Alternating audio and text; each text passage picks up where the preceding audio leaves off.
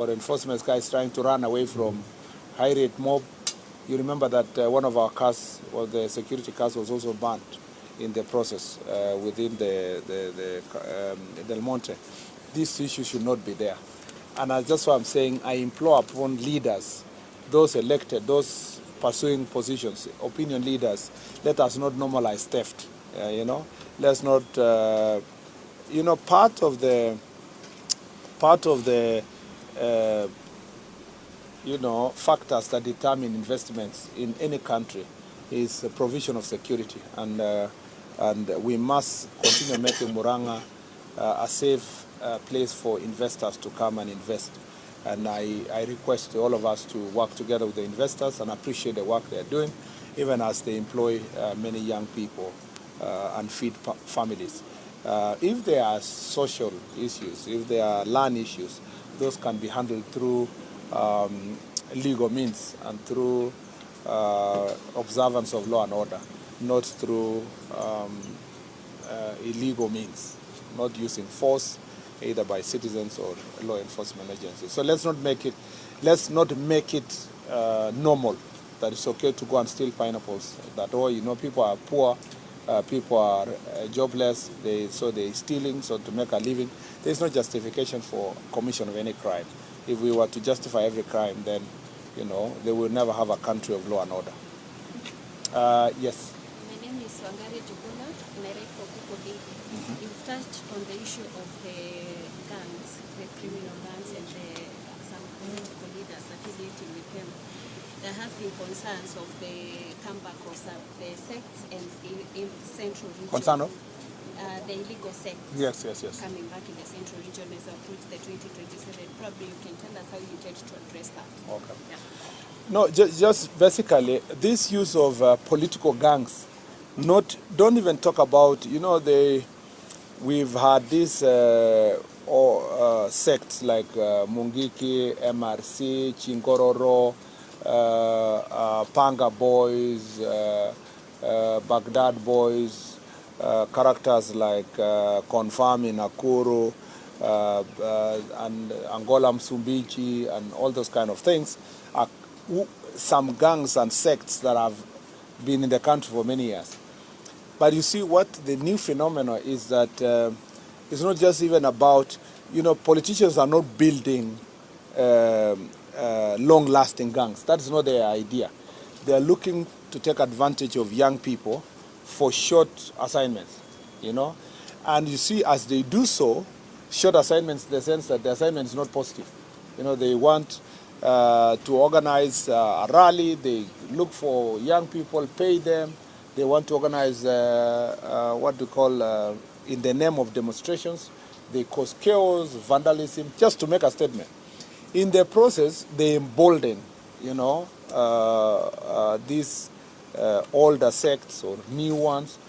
They also create some kind of demand on the side of politicians, because then it encourages young people that if you don't have a job, you can go and form, in quotes, a security team, a gang, so that then you can always have your leader go and collect money from political actors and tell them, we'll give you security, we'll do this. And sometimes they have no loyalty to any person.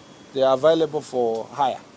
And this is very dangerous, because then when it gains root in a society, it becomes, later becomes a bigger problem for society. So some of these gangs which were encouraged years back, and they are becoming the ones that are going to mold the entire society. And I therefore encourage leaders to be foresighted. Look 10 years, 20 years to come. What kind of environment are you going to have if you're going to be engaging in establishment of gangs? And also, more importantly, the citizens. Because if people stand up and say, we are not going to elect so-and-so because is encouraging resurgence of gangs and so forth, that's our society. Then if voters make it punitive for elected or aspirants for them to pay young people and establish gangs and use them for violence, then it will not thrive. It's also a question of society. If we embrace it, defend them and call them our children.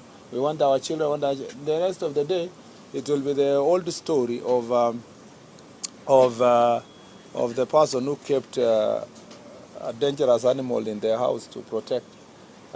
When there was no one else around to attack, they were the ones who were mauled. So I encourage citizens of this region and the entire country, because it's not a problem of Murang'A alone, an entire country, that let us not encourage gangs anywhere at any time in the Republic of Kenya. The last one. Yes, Waziri. We understand the DCP leader will be jetting back with us. How prepared are we as a country? Pardon? We understand the DCP leader, regarding Gachagua, will be landing on Thursday. Yeah. And chances are very high there will be a lot of mob will mobilize to go into city. How prepared are we? First of all, your question sounds funny because there are so many people landing in Kenya every day. So I don't know why we should be worried about one person landing. Should we be, should we? There are two things to think about what you are saying. One is that in the absence of that leader in the country, or his arrival is a security threat, which is not entirely, which means you are not really entirely wrong, because in the last few months or weeks when he has not been around, the country has been very peaceful. And so you have a point by saying that perhaps the security agencies should be prepared for a more chaotic environment as a result of his coming back to the country. Let me say that the security sector is prepared to deal with any insecurity issues. The last time he was around, and there were so many goons in the same of protests, we were very prepared. And every other minute, the National Police Service is prepared to protect citizens and their property. We, of course, are aware of those elements of threatening disruptions, threatening football, threatening all these other issues. I need to say that we will take legal action against anybody who is going to break law. I wish Kenya remained peaceful as it was for the last 3 to 4 weeks. And I wish people continued their political activities in a more peaceful environment like we've seen in the last 4 or 5 weeks. But because we sometimes have no control of people's behavior and character, then we must be prepared to protect the citizens. And maybe let me use also this opportunity to add that as a National Police Service, first I want to thank IG here and the team for doing a fantastic job to secure Kasarani on Sunday. That was a fantastic job that was done to make sure that we abide by the CAF rules. I know on Friday we have a very big match. In fact, we shall be starting Jukwaa la Usalama at 7 in the morning, so that some of us can also be available to watch the match. It's a moment of pride for the country, and I want to assure the citizens of Kenya that we will abide, again, we will provide the necessary security to make sure that the sports activity is successful. And we are waiting for directions from CAF as to the numbers and everything. And once that is confirmed, I ask Kenyans again to be as supportive as they did to our ambassadors by ensuring that we abide by the rules, and see how it came out wonderful, and see how it will be also this Sunday. Yeah. So any disruption activities from all political actors, those who have been out of the country or those who are within, is not going to be entertained in Kasarani. We want to see that law also and order prevails in our country. Okay? Asante sana. Thank you. Thank you very much.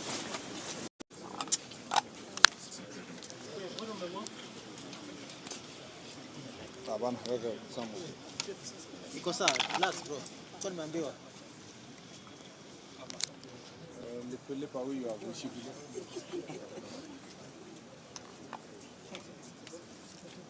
Okay. Yes. How are you?